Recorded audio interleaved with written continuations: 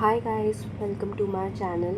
आज हम समझेंगे सेक्शन 313 ऑफ द सीआरपीसी, जो कि बीएनएसएस का है सेक्शन 351। ये सेक्शन बात करता है power to examine the accused. पहले हम इस सेक्शन का बैकग्राउंड समझते हैं।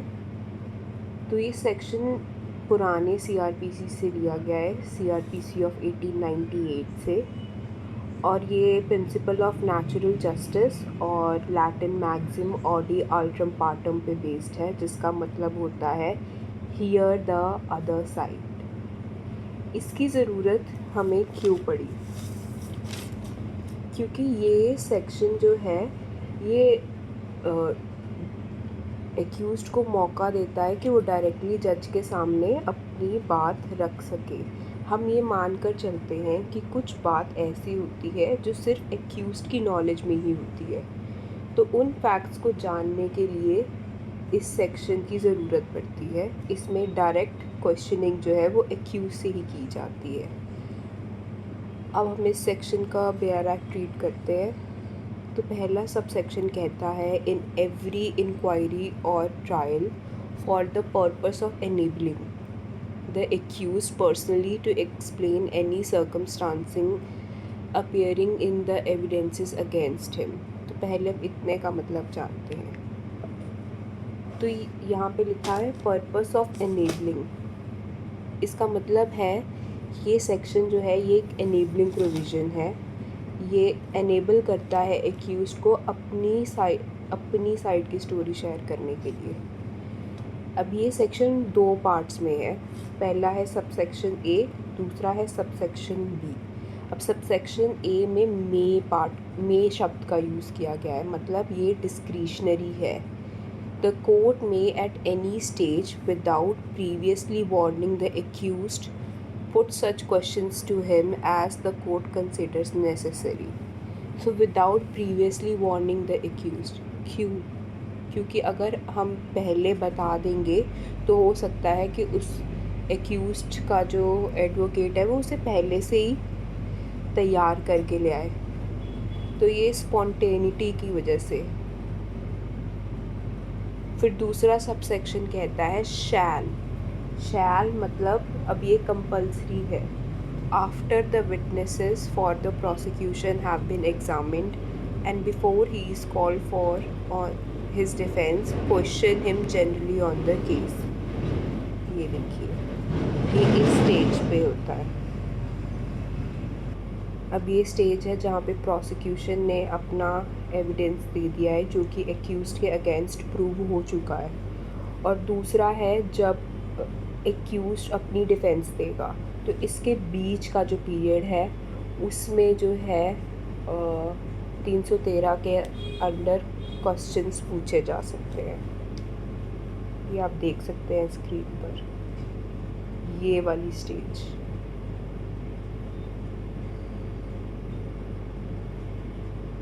फिर अब इसका प्रोवाइज़ो भी है। प्रोवाइज़ो क्या कहता है? Provided that in a summons case where the court has dispensed with personal attendance of the accused, it may also dispense with his examination under clause B. अब कई समन केसेस में जहाँ पे पनिशमेंट बहुत कम है तो हम एक एप्लीकेशन डाल के अपनी पर्सनल एग्जामिनेशन जो एक्यूज्ड की है उसको डिस्पेंस करा सकते हैं कि उसको पर्सनली मतलब पर्सनली अपीयर नहीं होना पड़ेगा, वो अपने एडवोकेट के थ्रू अपीयर हो सकता है, क्योंकि एक्यूज्ड को नहीं तो हर हियरिंग पे जाना ही पड़ेगा। तो जहाँ पे सज़ा कम है या कोई हम ऐसे दिखाएं कि बहुत कोई लॉस हो जाएगा तो वहाँ पे हम कोर्ट में एप्लीकेशन डाल सकते हैं। अब जहाँ पे 313 के अंडर क्वेश्चंस पूछने हैं और हमने अपनी पर्सनल एग्जामिनेशन डिस्पेंस कराई हुई है, तो अब कोर्ट 313 के अंडर क्वेश्चंस कैसे पूछेगा? या तो वो कहेगा एक्यूज को, भाई साहब आप आइए कोर्ट में, ठीक है। दूसरा है कि उससे हम 313 के अंडर भी क्वेश्चंस नहीं पूछेंगे, वो भी डिस्पेंस हो जाएंगे। ये हमारा प्रोवाइज़ो कहना चाहता है। दूसरा सबसेक्शन कहता है no oath shall be administered to the accused when he is examined under subsection 1। क्योंकि अगर हम ओथ देंगे एक्यूज़्ड को तो वो अंडर कंपल्शन आ जाएगा कि उसे सच बोलना ही पड़ेगा, क्योंकि अगर आप ओथ के अंडर झूठ बोलते हो तो वो एक क्रिमिनल ऑफेंस होता है, वो परजुरी कहलाता है। तो अगर हम ऐसा करते हैं तो ये इससे एक्यूज़्ड का आर्टिकल 20 सब क्लॉज 3 मतलब जो राइट अगेंस्ट सेल्फ इंक्रिमिनेशन है उसकी वॉयलेशन होती है, तो इसीलिए हम उसको ओथ एग्जामिन नहीं कराते हैं। तीसरा है the accused shall not render himself liable to punishment by refusing to answer such questions और by giving false answers to them. अगर हम ओथ के अंडर झूठ, कोई विटनेस अगर ओथ के अंडर झूठ बोलता है तो उसकी क्रिमिनल लायबिलिटी बनती है।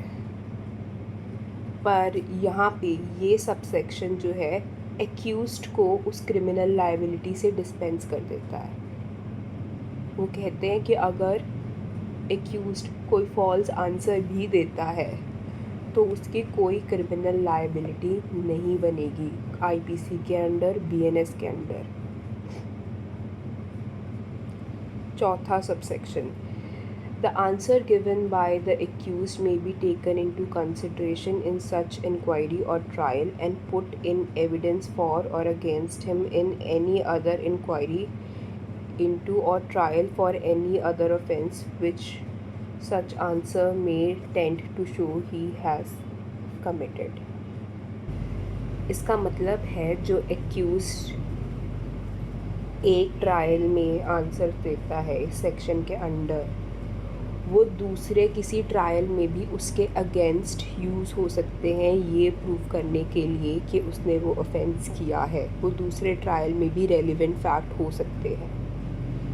पांचवा, the court may take help of prosecutor and defense counsel in preparing relevant questions which are to be put to the accused, and the court may permit filing of written statement by the accused as sufficient compliance of this section। कि court prosecutor और defence council की भी मदद ले सकता है relevant questions frame करने के लिए, और अगर कोई रिटन स्टेटमेंट एक्यूज्ड फाइल करता है तो वो भी इस सेक्शन के अंडर एक स्टेटमेंट ही मानी जाएगी कि वो एक्यूज्ड की ही स्टेटमेंट थी, सेक्शन 313 1 और 4 के अंडर।